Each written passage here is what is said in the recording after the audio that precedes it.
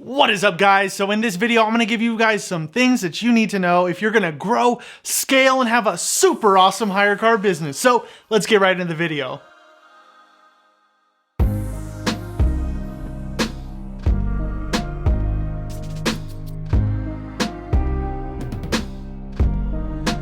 What's up, guys? This is Justin. Thank you so much for coming to this video. Well, if you're new here, welcome. I make videos about side hustles, my own businesses, and just a bunch of other stuff. So if you like this type of content, let me know by subscribing below.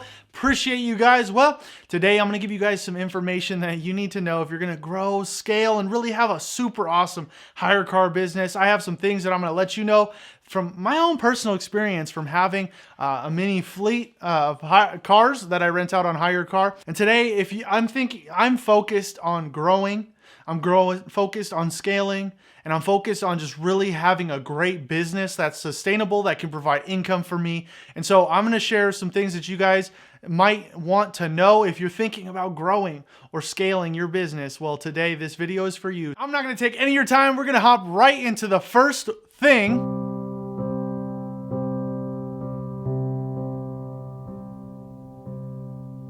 So I constantly get reminded by my wife sometimes that I need to focus on what I do have instead of constantly thinking about the next car, the next thing, go and get some more money, go, get more. I'm so eager and excited to grow this business. I found something that I really enjoy, renting my cars out on Hire Car. It's a great thing. I think you should do it too, but I need to focus on, and you should be thinking about maintaining, figuring out what you do have.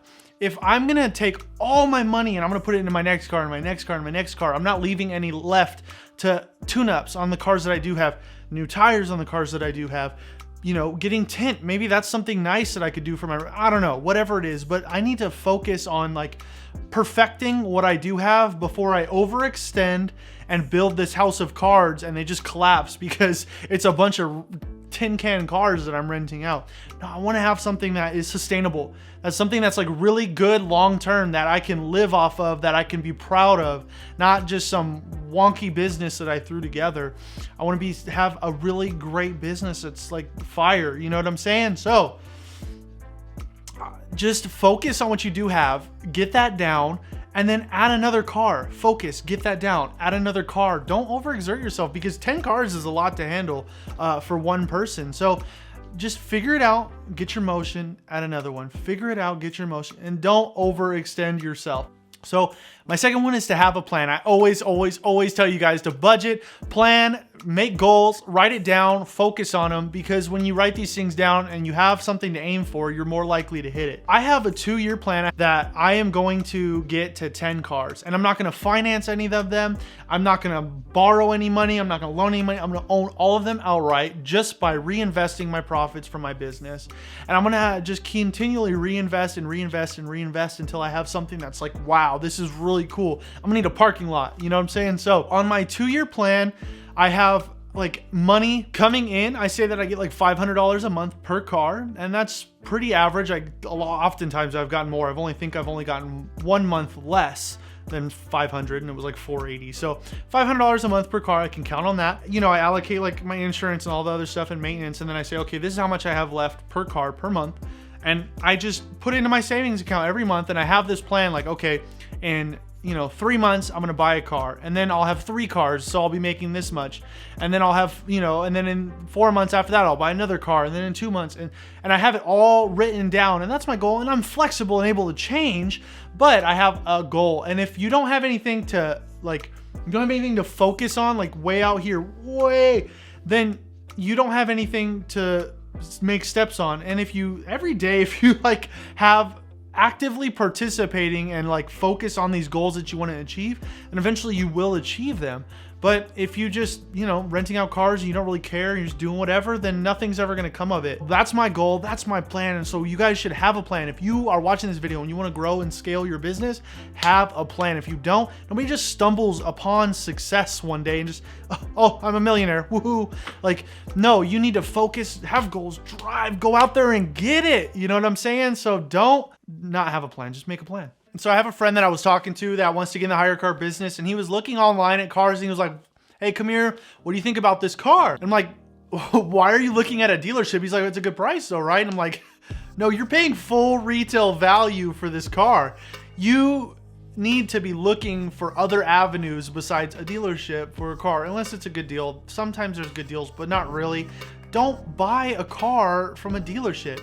You don't see Target going to Walmart to buy products to sell at their store. They go to the manufacturer, they go to the wholesale. I'm not saying you should go to the manufacturer of Honda. They're not going to talk to you, but what you should do is go and look for vehicles that aren't at like retail value. You're not buying vehicles at retail value, and you never should. Go to eBay, go to Craigslist, talk to people. I tell people that I meet, like, hey, if you're gonna go trade in your car, let me know. I'll make an offer that'll beat what they're gonna trade it in for, because what they're offering people for trade-ins at dealerships are like here's retail value, here's wholesale value, and then way down here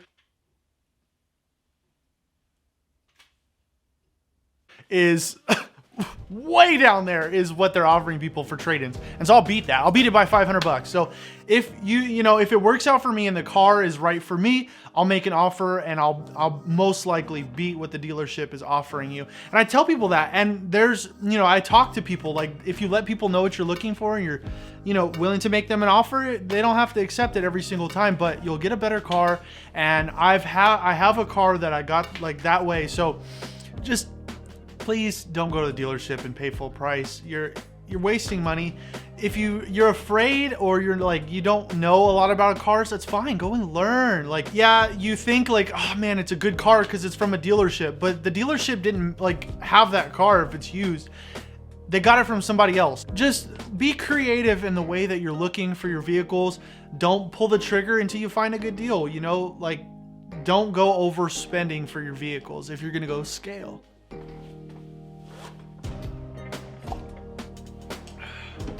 All right, so for number 4, it is to treat your customers really well. We're in a customer-based business. We are serving our customers, providing a product to them.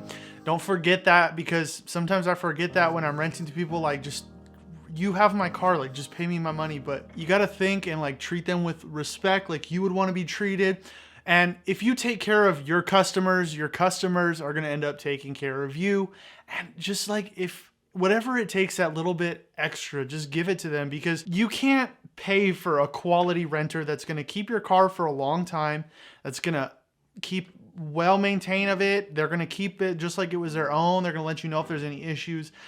That's like priceless. And so when I find a renter that wants to keep the car long term, honest and like forthcoming, and lets me know when there's issues and everything, I'm really appreciative of them, and I let them know, like, thank you, I appreciate you, and I want to provide good customer service just like any business should. You should be providing the best for your customers, because guess what? They're going to come back and they're going to keep renting. And if you're a dick or whatever, and you just screw them over and you don't care about the car, the tires are balding and needs oil change for months, and it's got stains in the car, and you blow them off and ignore them, then they're going to return the car and they're going to go get somewhere else, because they don't need to deal with that. And so provide the best experience for your customers, and they're gonna end up taking care of you. So that is it for this video, guys. Go ahead and watch this other video right here where I talk about HyreCar, how good it is, how bad it is, and then how ugly it can be. So I'll see you guys right over there.